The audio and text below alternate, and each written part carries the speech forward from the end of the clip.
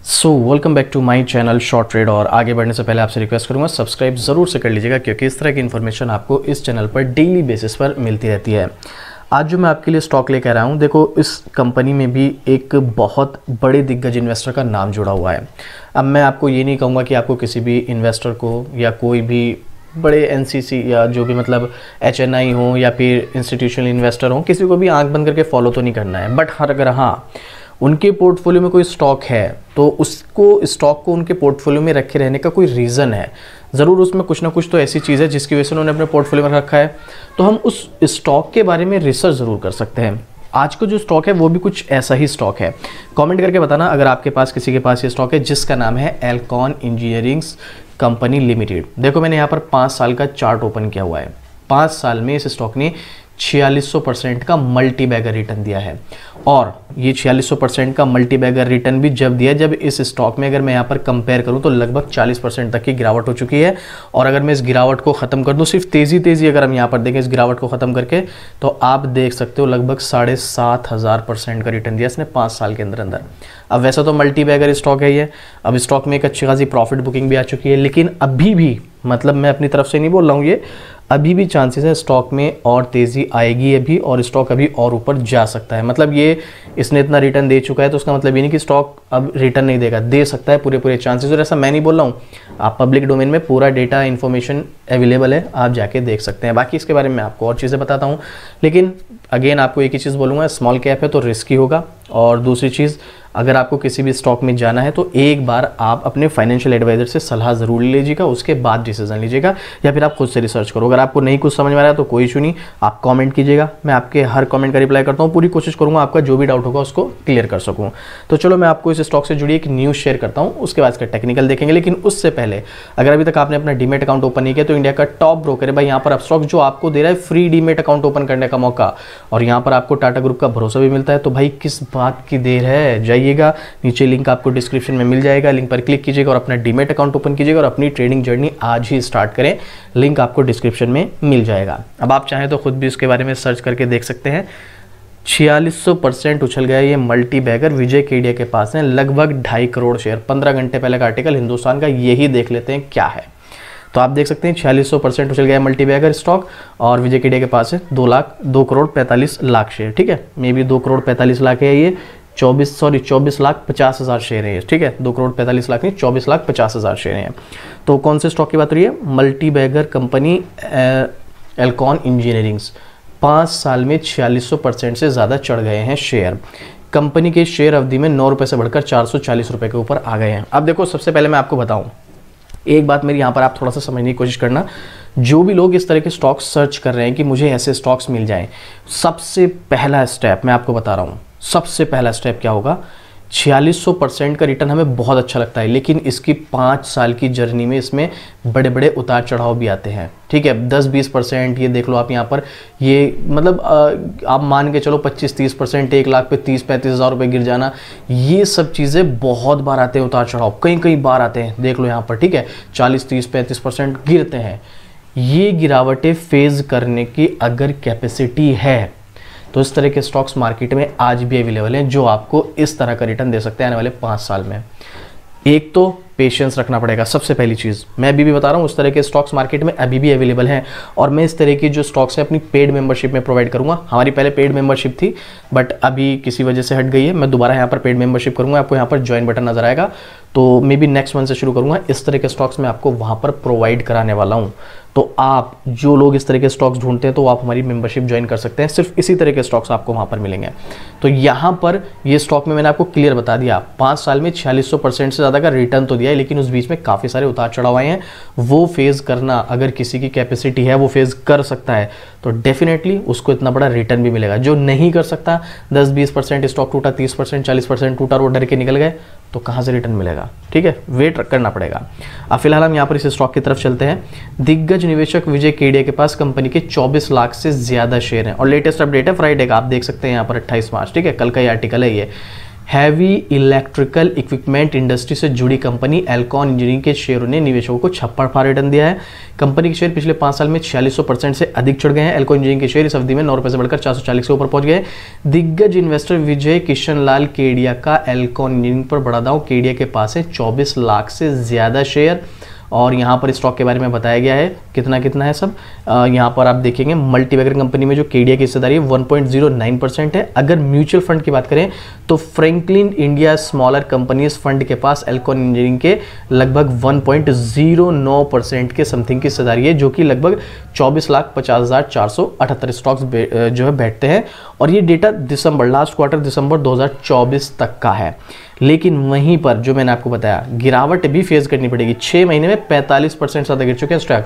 बहुत से लोग इस वाले जो सेगमेंट है 6 महीने वाला इसमें डर के निकल जाएंगे, लेकिन जो इस सेगमेंट को फेस करेंगे और इस तरह के सेगमेंट जो आगे आएंगे जहां पर स्टॉक फिर से 20, 30, 40% तक भी टूटेंगे वो भी फेस करेंगे, उनको मिलेगा बड़ा रिटर्न। बट उसके लिए बहुत बड़ा पेशेंस चाहिए और बहुत ज़्यादा टाइम देना पड़ेगा। अब वो आपके ऊपर डिपेंड करता है। जो लोग इस तरह के स्टॉक ढूंढते हैं इस तरह के स्टॉक्स में भी पैसा नहीं बना पाते, उसका रीज़न यही होता है क्योंकि ये हाई वॉलेटाइल होते हैं, काफ़ी ज़्यादा गिरावट हो जाती है और वो गिरावट फेस करने की कैपेसिटी हर किसी की नहीं होती है।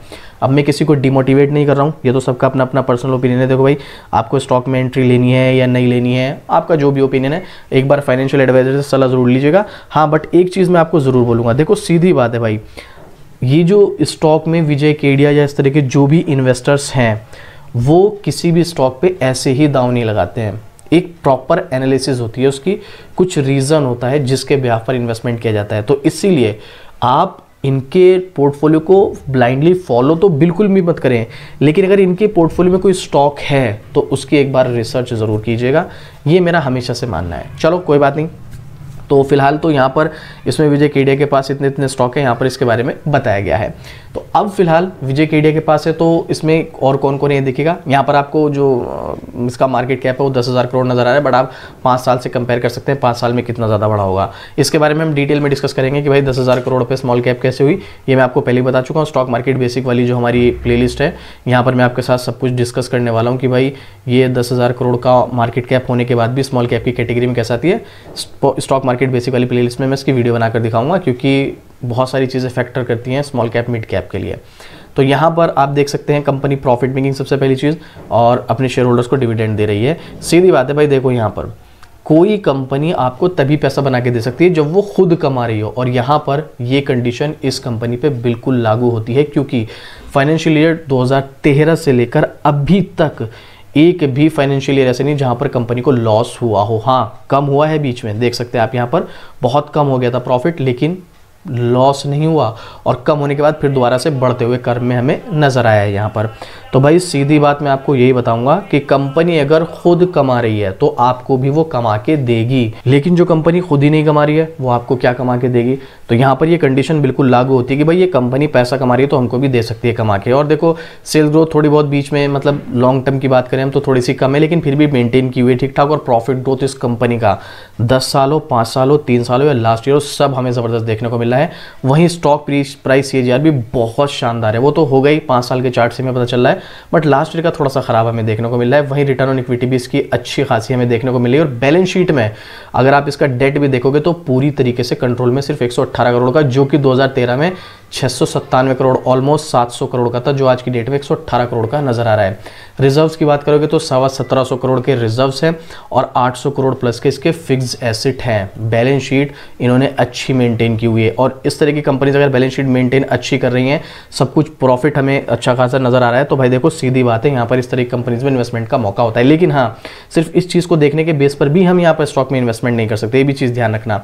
वहीं प्रमोटर्स की होल्डिंग की बात करें तो 60% के समथिंग प्रमोटर्स की होल्डिंग है, और FII यहाँ पर लगभग 10% है, और 3.5% से ज़्यादा DI है।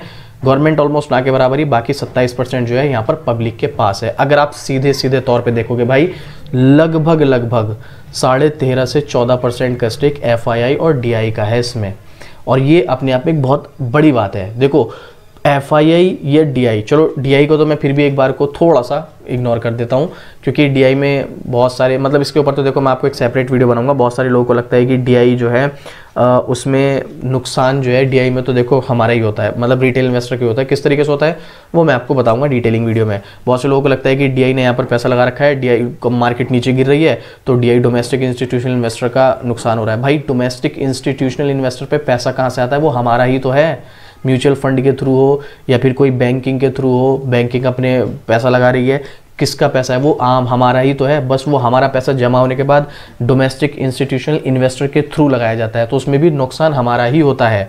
तो ये सब चीज़ें मैं डिटेल में स्टॉक मार्केट बेसिक में आपके साथ डिस्कस करूंगा, बट अभी के लिए आप इतना समझ लीजिएगा कि हाँ यहाँ पर लगभग 13 से 13.5-14% जो है वो FII DI का स्टेक हमें देखने को मिल रहा है। अब फिलहाल के लिए मैं आपको एक ही चीज़ बोलूँगा भाई, मेरा पर्सनल ओपिनियन ये है, फाइनेंशियल तो उसके फिर भी ठीक ठाक है, बट एक बार इसके फंडामेंटल और ये 2-3 चीज़ें और चेक करी जाए तो उसके बाद हम यहाँ पर कंफर्म हो सकते हैं कि हमें स्टॉक में क्या करना है।